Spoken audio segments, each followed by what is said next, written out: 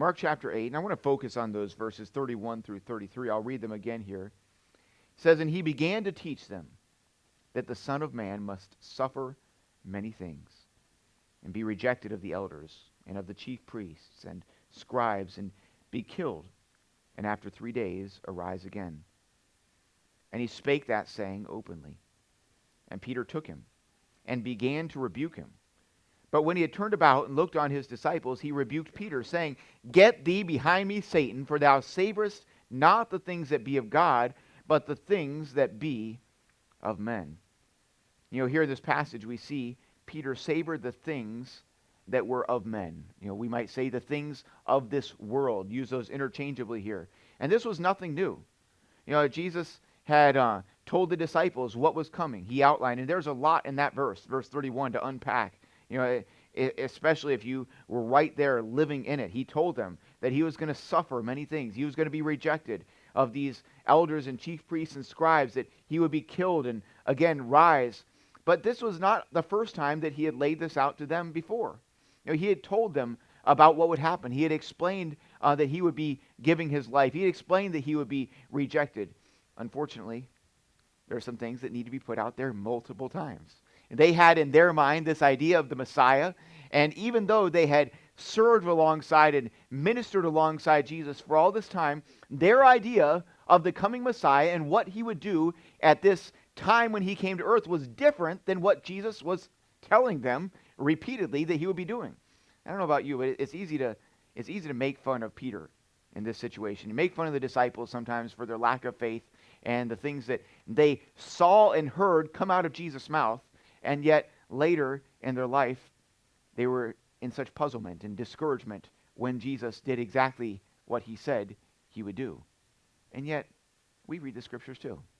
You know, and there are things that the Lord calls for us to do, and we lack in faith. We don't follow what he tells us to do. And then, when he does respond in exactly the way that he promised in his word, when he does punish things that he says he would punish in his word, we sit there in disbelief. We sit there wondering, you know, what happened here? You know, and it's the same thing. But here they are. Jesus is telling them what would come. He tells them that there's going to be suffering. In Matthew 16:24, then said Jesus unto his disciples, If any man will come after me, let him deny himself and take up his cross and follow me. This cross was the cross of suffering and persecution, and Jesus made it clear that not only would he suffer, but his disciples that followed him, there would be suffering as well. Rejection, he mentions in this passage. We know from the scriptures that Jesus had no home, no earthly place to rest his head, no place where he found comfort and acceptance, open, you know, like we might call home. Matthew 8:20 says, And Jesus saith unto him, The foxes have holes, and the birds of the air have nests, but the Son of Man hath not where to lay his head. And can I say that this world is not our home? You know, we may have a place where we can lay our head. We can have a place that we return to on a regular basis. We have family and friends here, but this is not our home.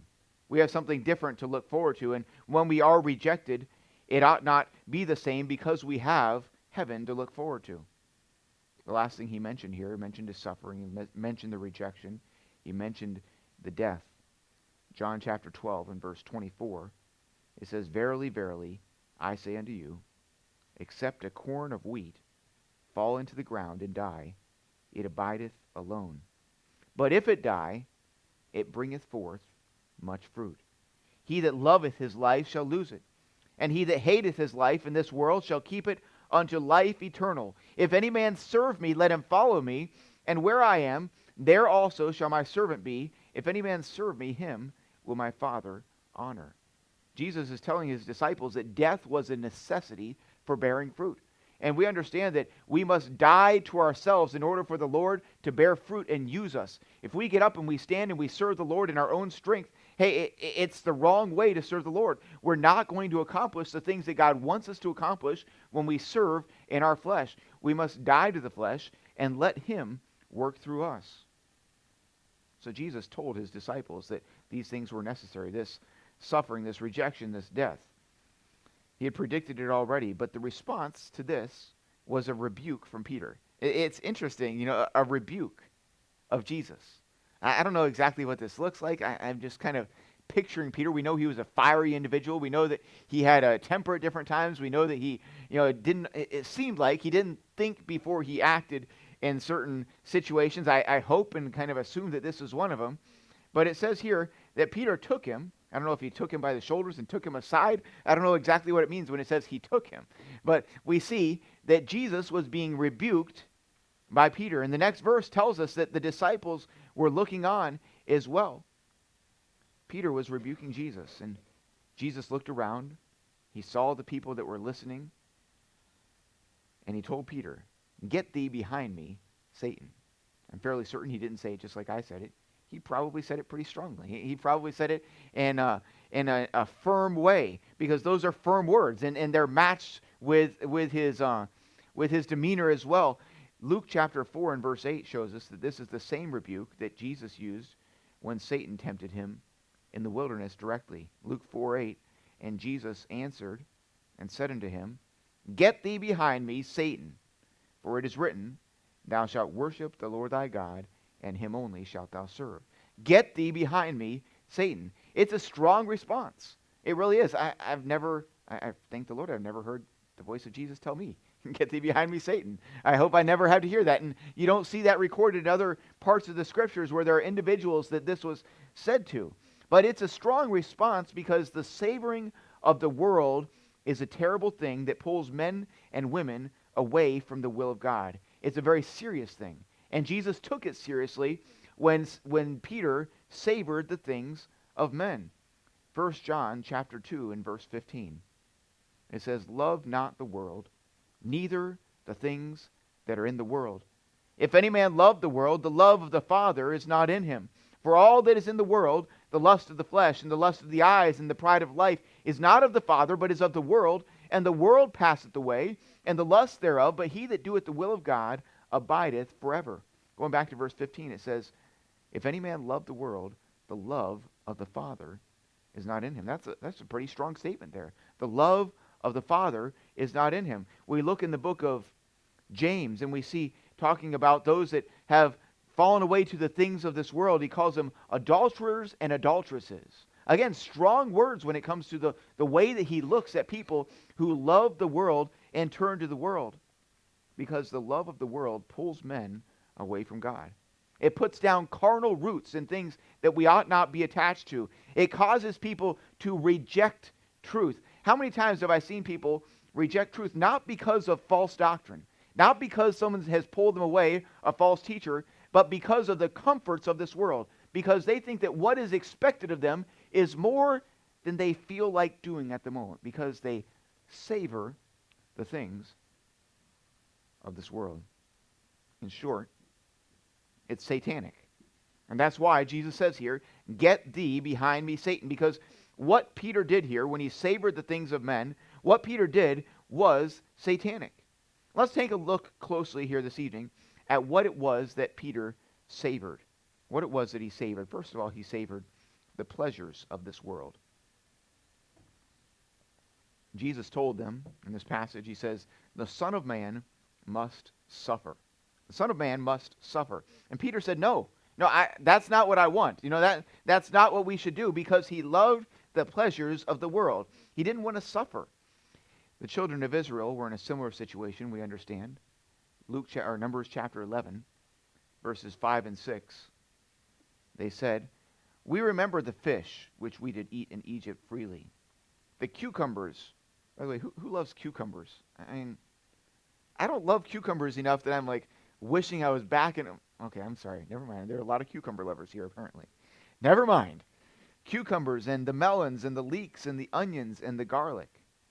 But now our soul is dried away, and there is nothing at all beside this manna before our eyes. Here they are complaining about the cucumbers that they liked back in Egypt. They're complaining about the melons and the leeks and the onions and the garlic, and they have angel food. They're complaining about fish. I don't like fish. But they're complaining about fish, or not having fish, because when they have angel food, they have manna right there with them. It's crazy to me. But what's even crazier is the foolishness of remembering these items of food when it was the Egyptians that were murdering their children. It was the Egyptians that had declared that all their children would be their boys would be murdered as they were born. And yet here they are wishing that they were back there for the garlics and the onions and the leeks. They loved the pleasures of the world. And it caused them to look back at this in the wrong way and to be unhappy with what God had given them.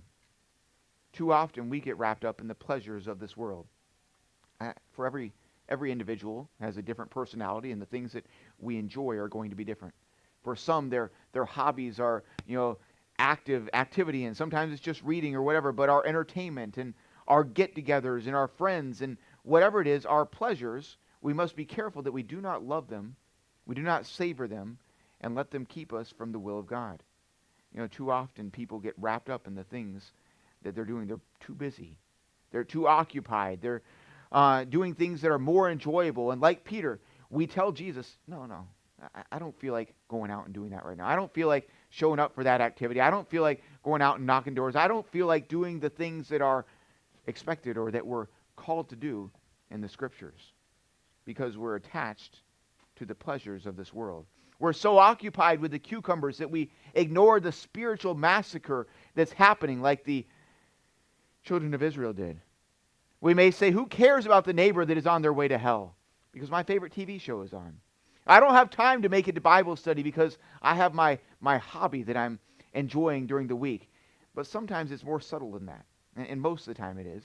A lot of times we don't sit there and say, I don't care about my neighbor. I hope we don't have people in this church that those words would come out of their mouth. It's more subtle than that. Oftentimes, Satan wraps up the noose in more quiet and unseen ways.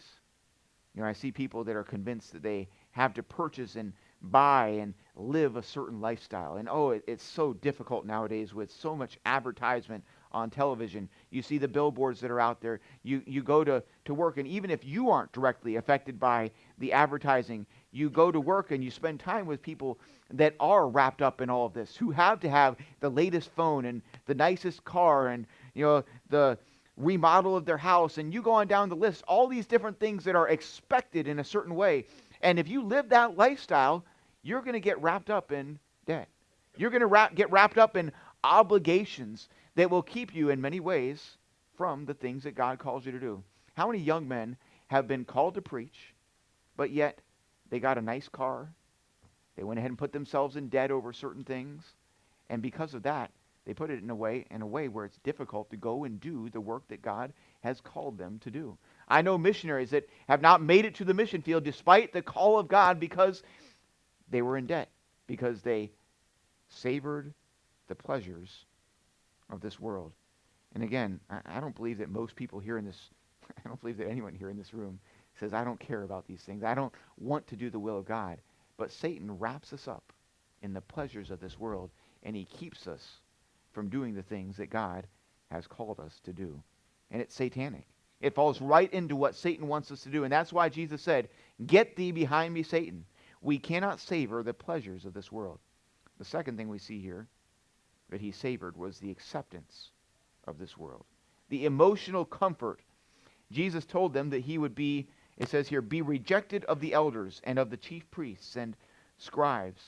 There was going to be some rejection by these people that were respected in their society. And Peter said, no, I don't want that, because he wanted to be accepted by the world. He did not want to be an outcast. He didn't want to be the one on the outside. And let me say, it's no fun to live in a world where we're different. There are some times when we can look at the judgment of God and we look at the way that people suffer because of their ignorance, not necessarily ignorance, but ignoring God's principles. But a lot of times, it's no fun to be on the outside looking in. We want to be accepted by the people around us, especially those that are respected in society. I think of Lot. Lot separated from his uncle Abraham and pitched his tent toward, the Bible called it, the exceedingly wicked city of Sodom. He wasn't in the city there, but by the next chapter, in Genesis 14, we see him dwelling in Sodom. We see him kidnapped alongside the other Sodomites.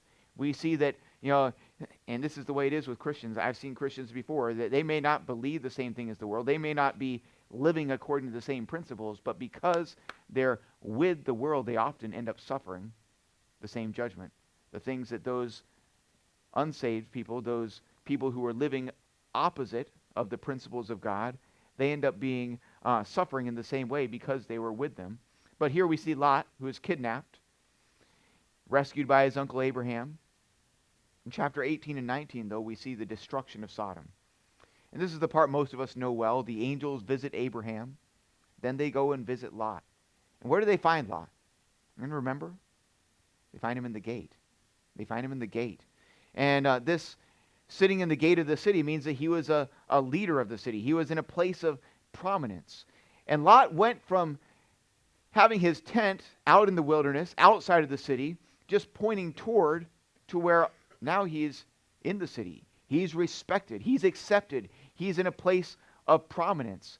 And I'll say, the Bible doesn't tell us exactly of his intentions, but I'll say that Lot didn't want to be an outcast. He didn't want to be relegated to the edges of society. He wanted to be in the middle of what was happening. He wanted to be in the action. And he gained the trust and the acceptance of that wicked city, we see here, through his position. But it was at the cost of his morals. It was at the cost of his virtue. It was at the cost of his family, we see in this passage also.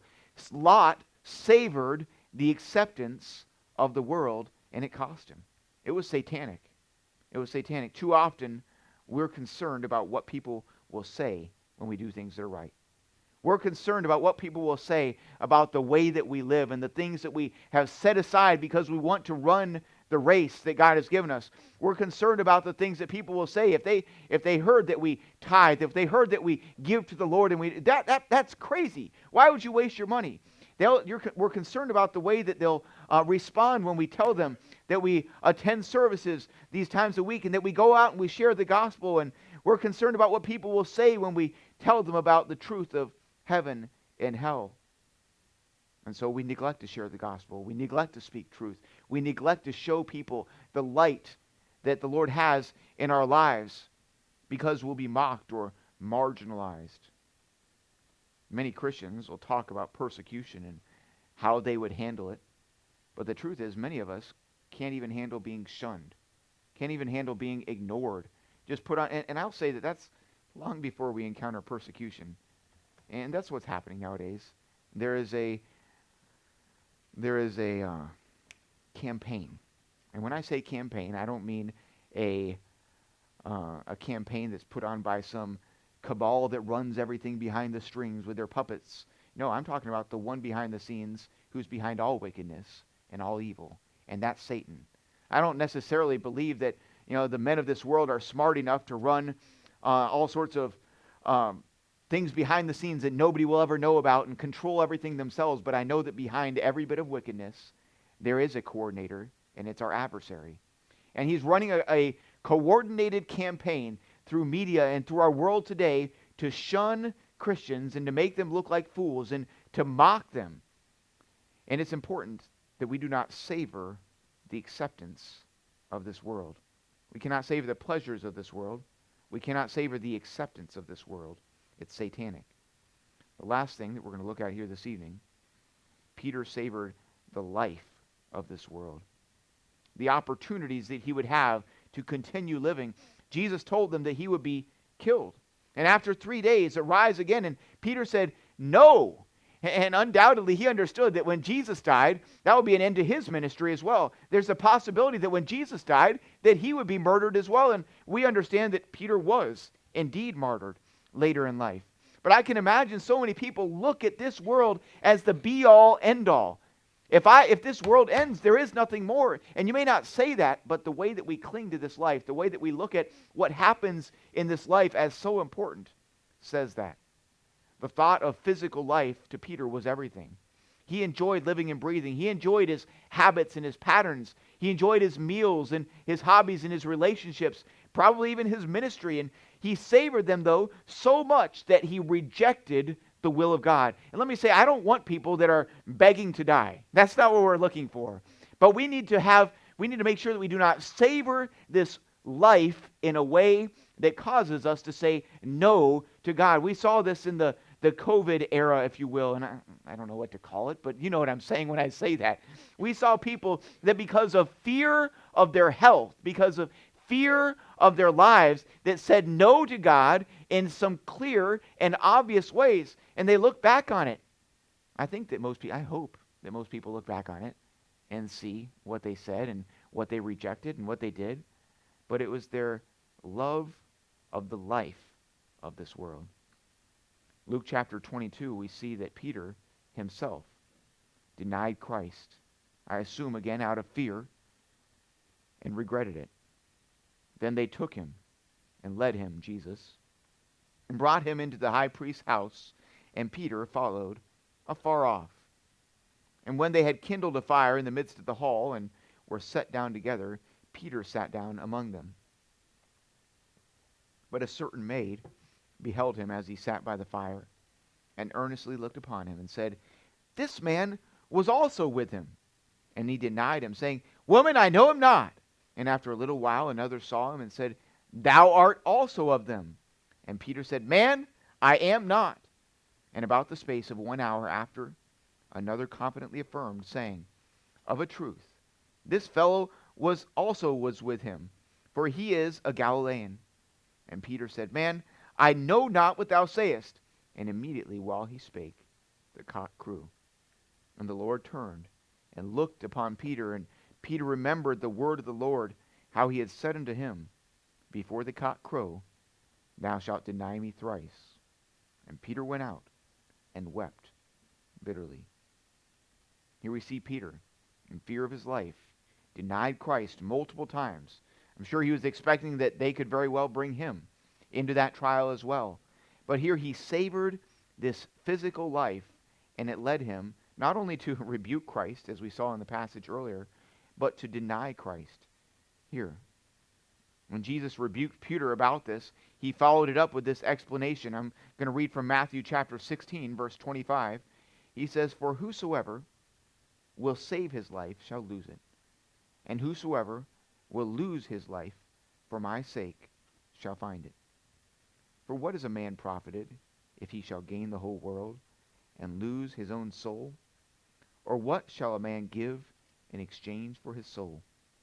For the Son of Man shall come in the glory of his Father with his angels, and then he shall reward every man according to his works.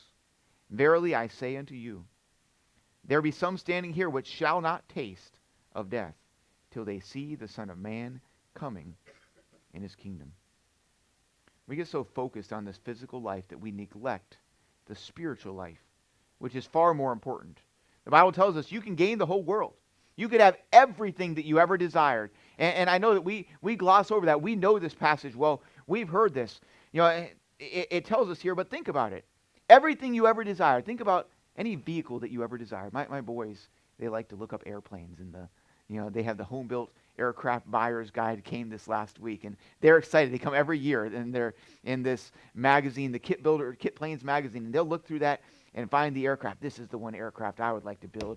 I would like to have this one here. And we've all done it in different ways, but maybe a vehicle that you like or that you have desired. You could have that. You could have every comfort. You could achieve every financial goal. You could have every relationship, all the power and authority and prestige that you could imagine. And all of it will burn away one day. None of it will go with you into eternity. None of it, the scriptures tell us clearly here, can purchase the redemption of the soul. There's more than this physical life. There is. I understand most of us here today, I don't believe that people are cowering in fear of life. But there are some things we do that we could trace back to our fear of death, our over concern with this life. There are some things that our society does and ways that our society lives because they fear death, because they do not have a certainty of what comes beyond. And too often we follow in the same footsteps and do the same things as unbelievers do in this area. There's more than this physical life. There's eternity with Christ, and we cling to the crumbs while the treasure of eternity with Christ is just around the corner, just a heartbeat away. Again, I'm not saying that we desire death, but there should not be a fear. We should not cling to this death. We should not savor this life. And the scriptures tell us that here in this passage, his savoring of life, his looking at the opportunities of the living as the only opportunities and the only things that can be desired are something that were satanic. This was something that caused Jesus to say, "Get thee behind me, Satan." In order for us to keep our eyes on Jesus, we have to take our eyes off of the world. I think it's a simple concept, but it's one that we often neglect. We'll sit here and we'll watch and we'll pay attention and be distracted by all these other things and then expect to be able to live for the Lord and expect to be able to worship him and do the things that he calls us to do. It doesn't work that way. You're going to be distracted. When you learn to fly an aircraft, they'll put you, for a certain period of your training, they'll put you under a hood while you fly. And the point is, they want you to learn to fly on the instruments only. And if you're going to learn to fly on the instruments, you have to learn not to look around you. You have to learn to keep your eyes on the instruments.